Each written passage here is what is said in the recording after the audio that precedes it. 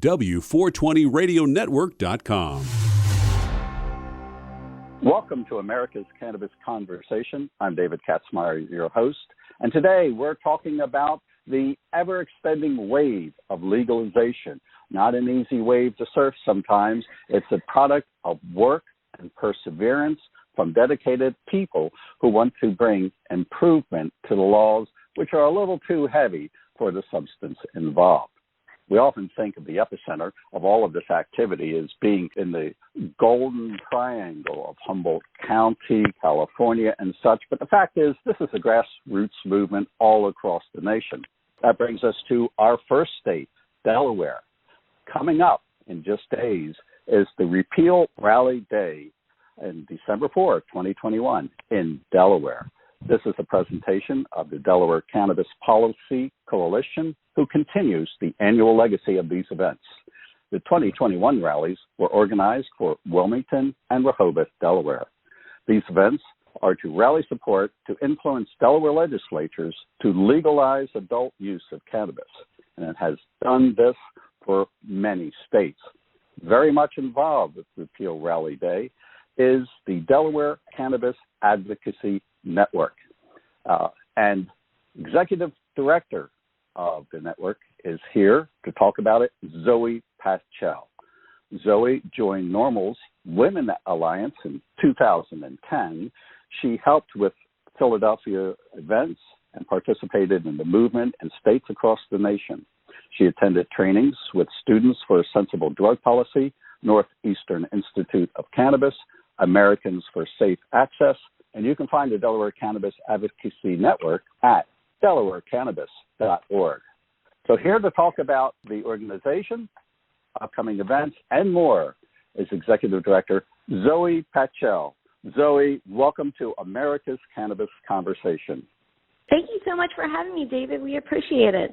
A lot to talk about and a lot going on. But what a fortuitous time for you to join the conversation here as we're going into the rally for December 4th, happening in Wilmington and Rehoboth, Delaware. So, Zoë, why don't you tell us a little bit about this event?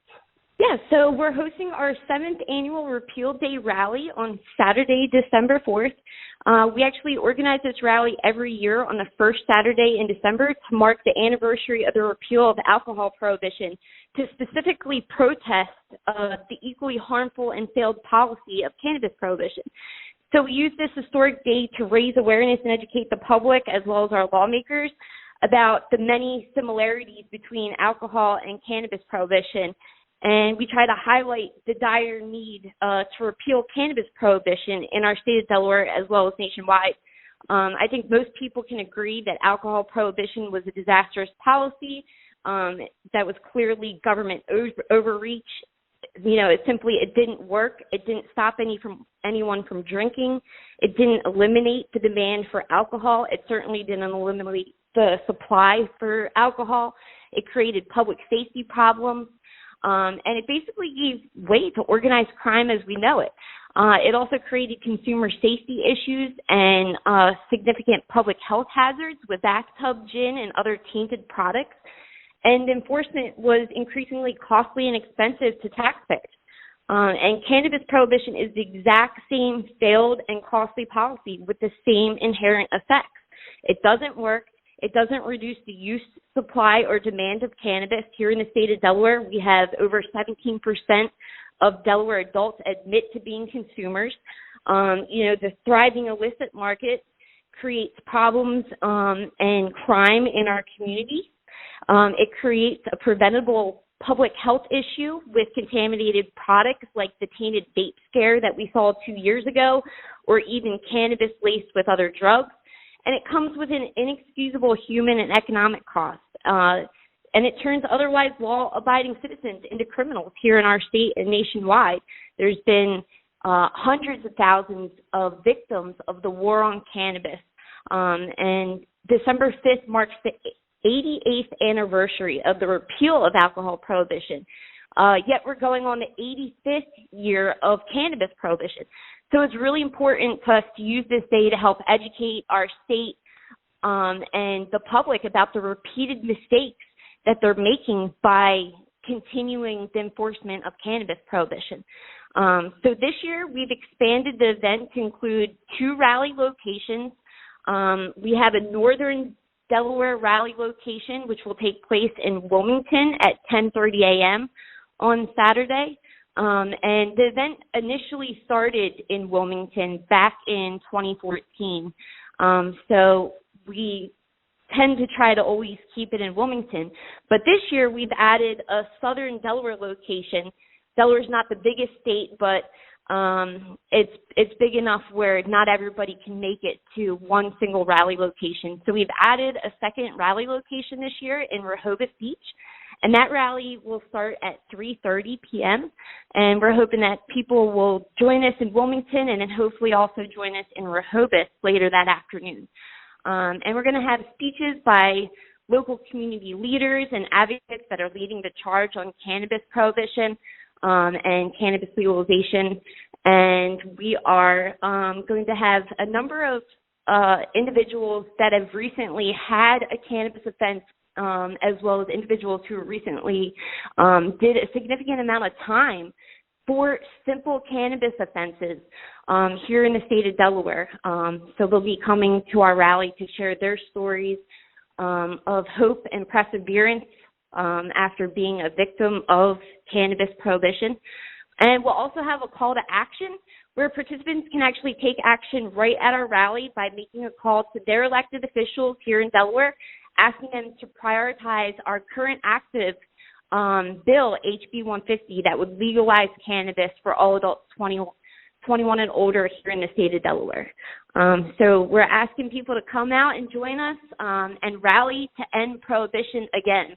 You drew some great analogies between what we're going through now and the debacle of alcohol prohibitions and the problems that led to that and the criminalization of people and organized crime involved with it and all of that. And here we're talking about a substance that is far less harmful than alcohol. We don't have organizations against marijuana driving because we don't have people slamming into other cars because they had a little bit of weed or something like that. And we also know that marijuana has so many varied uses, and there's research going on at medical school in Harvard for using marijuana derivatives as a treatment for cancer. And these tests are going on right now, and they've had some success in treating tumors on rats. So with all of that going on, we find that this is a war of attrition to repeal these prohibitive bits of legislation that have plagued us ever since it became a federally controlled substance.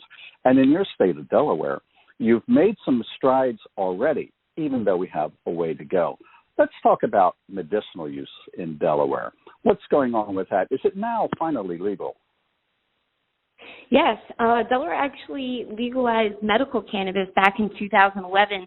However, what happened at the time was the governor at the time had immediately suspended the program. And it wasn't until a few years later that they decided to finally start issuing medical cannabis cards to patients. However, it wasn't until 2015 that they finally opened up the very first medical cannabis dispensary here in the state of Delaware. So it was a long, hard fight that we fought to try to fully implement the 2011 program to open up the dispensaries. However, the medical marijuana program here in the state of Delaware continues to keep that program with tight regulations and under significant control. Delaware's medical cannabis patients actually pay the highest in the nation for medical cannabis here in the state of Delaware. And it's because we have major supply issues because the medical program won't license more participants here in the state of Delaware. So right now there's currently too few market participants. We only have 5 operational dispensaries that service over 15,000 patients here in the state of Delaware. So that's 5 providers for the entire state, and there's a lot of problems that are happening with the medical cannabis program. And actually, the medical cannabis providers here in the state of Delaware have decided to fight against our cannabis legalization effort to try to maintain control of their oligopoly. for medical cannabis here in the state of Delaware. So we're seeing a lot of problems with the medical cannabis here in the state of Delaware, but we've had a number of additional amendments that have been passed since 2011, including pediatric medical cannabis under Riley's law. We also have seen bills passed that reduce the control over what doctors can prescribe or recommend medical cannabis for. There's been a number of amendments that have increased the qualifying conditions. And so we've seen some progress, but the medical cannabis patients here in Delaware actually have one of the worst programs in the entire country because of the state control over the market participants. Good heavens. And I know that advocacy groups such as yours have played an important role in encouraging what changes have come in the status of medicinal use. But then was a long fight also in getting legislators to address the criminalization of Delaware. Now, how did decriminalization finally come about in the first state? So our organization, Delaware Can, alongside Delaware NORML, led the charge on statewide decriminalization, which began when we started in 2013, but it inevitably did not pass until 2015. However, that bill is somewhat limited. It's only decriminalized up to an ounce of cannabis flower, and it doesn't include the many cannabis products that consumers often possess or consume, including edibles, concentrates, oils, hash. None of that is decriminalized yet here in the state of Delaware. And even worse, law enforcement is currently using a series of loopholes to circumvent the decriminalization policy. And basically, they're continuing to arrest people on a discretionary basis. And what we're seeing is 127% increase in possession-only offenses here in the state of Delaware post-decriminalization based on numbers from the Delaware Statistical Analysis Center. And we're obviously seeing, with those increased arrests, increased racial disparities. So prior to decriminalization, the ACLU noted that Delaware is 3 times more likely to arrest a black consumer than a white consumer. Post-decriminalization, that number has gone up over 4 times. So we're continuing to see arrests here in the state of Delaware and searches. Law enforcement use cannabis and the odor of cannabis as probable cause to conduct searches of people's property and themselves, as well as strip searches here in the state of Delaware. And people are still being arrested for all types of offenses that should otherwise be covered under the decriminalization statute.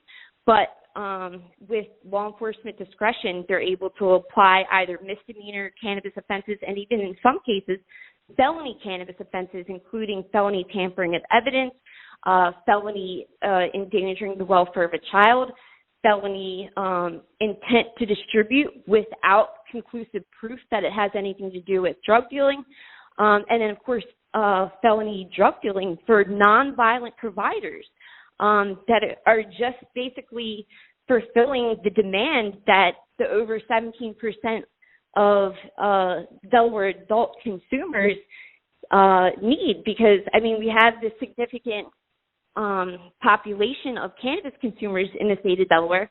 Like I said earlier, cannabis prohibition hasn't reduced the use, supply, or demand of cannabis.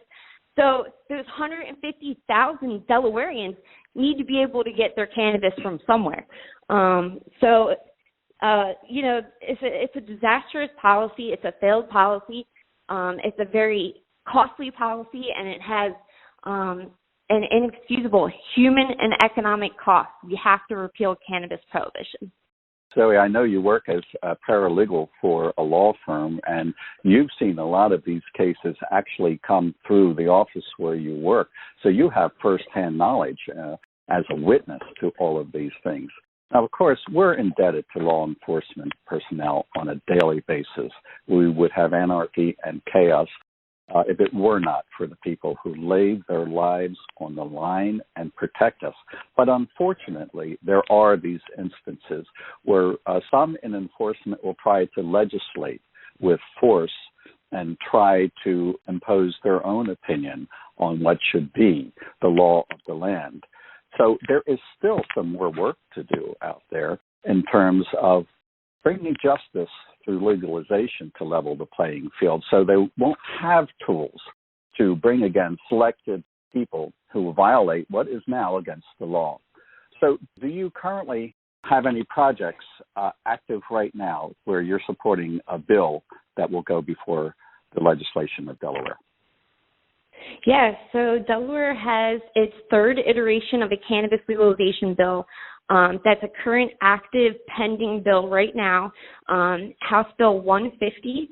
And like I said, that's actually the third bill that Delaware has taken up over the last 6 years. And this is a little known fact, but Delaware was actually the first state in the entire country to garner a simple majority on a cannabis legalization market bill back in 2018.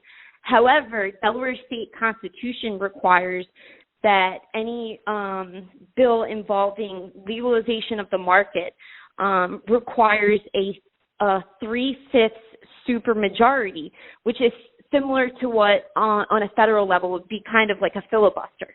It has a vote requirement higher than most other bills. So because of that constitutional vote requirement, we ended up failing that vote by 4 votes back in 2018.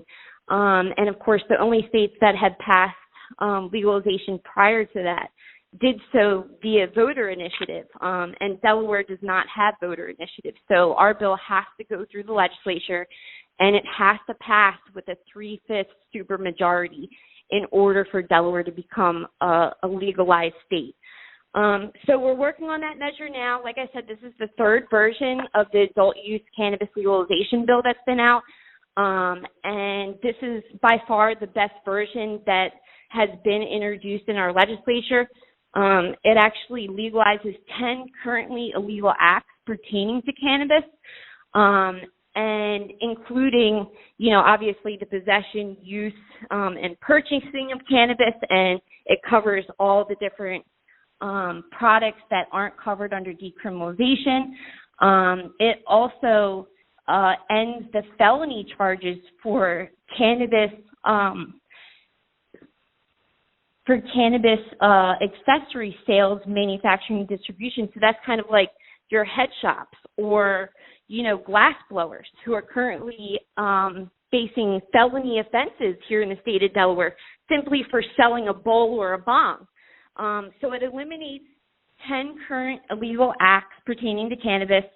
It provides for expungement for all past cannabis offenses involving possession, and it also ends civil asset forfeiture for cannabis possession here in the state of Delaware, which is a really big deal because even with decriminalization, law enforcement are allowed to seize the product, and of course, under civil asset forfeiture, they can also seize any money that is in possession of the person that's also in possession of cannabis, even for decriminalization amounts of cannabis.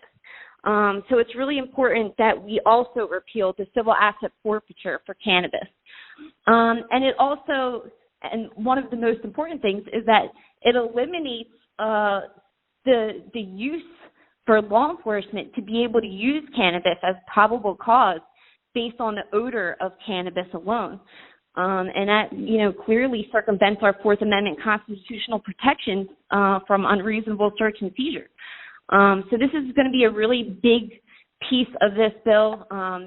Cannabis prohibition is the gateway to the criminal justice system, and those 4 things alone are going to significantly help end people going into the criminal justice system. It also promotes a fair and equitable industry and establishes an entire social equity section which carves an avenue for legal participation in the industry by individuals and communities that have been previously adversely impacted by cannabis prohibition. So we're really excited about the social equity licenses that have been included in the bill and all the social equity provisions, including discount application and licensing, lower capital requirements, as well as technical and financial assistance for qualified social equity applicants. And it also, HB 150 also establishes micro license for categories including cultivation and manufacturing to make sure that small local businesses are able to compete in this new industry here in the state of Delaware. So we're really excited about a lot of the provisions. There's a lot in HB 150.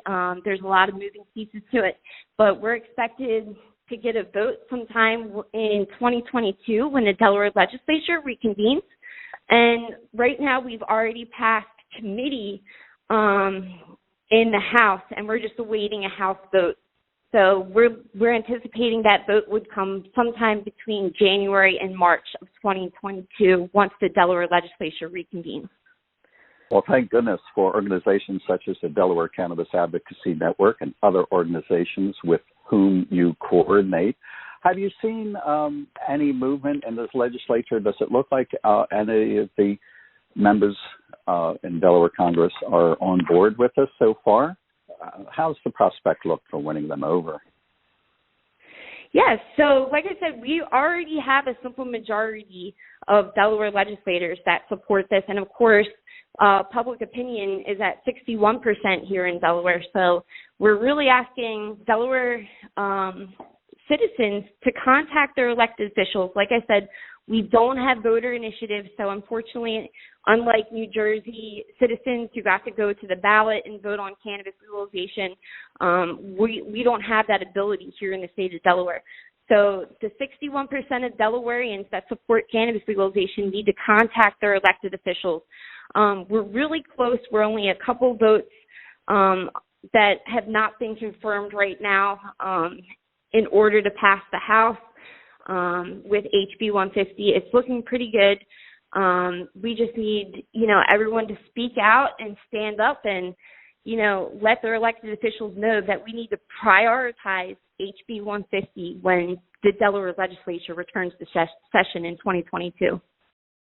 Indeed. Well, Zoë Patchell, Executive Director of the Delaware Cannabis Advocacy Network, I thank you for coming on the show and telling our listeners about this. Folks, if you missed this interview, you can listen to this and other shows in our archives at W420 Radio Network. We have all our shows there.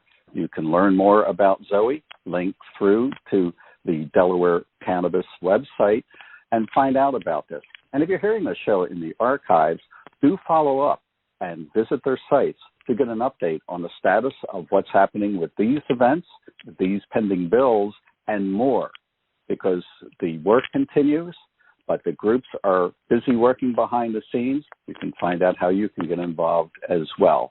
It's made huge progress. The progress continues, but it doesn't happen by standing still. People like Zoë Patchell have been making this happen and working hard, and thank goodness for them, because we need to make a change. I'm David Katzmeyer, America's Cannabis Conversation. Thank you for listening. W420radionetwork.com